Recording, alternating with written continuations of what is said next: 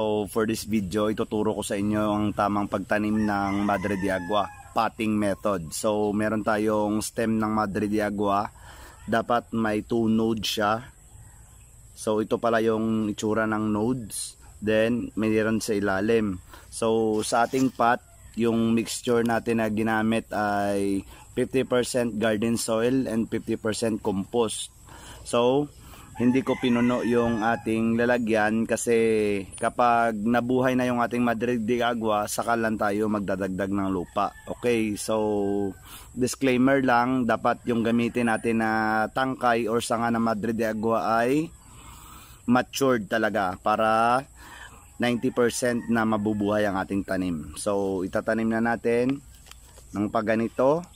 Then kapag mabubuhay, mag-a-add lang tayo. So yun lang mga ka-farm. Happy farming, subscribe for more farming tips and idea.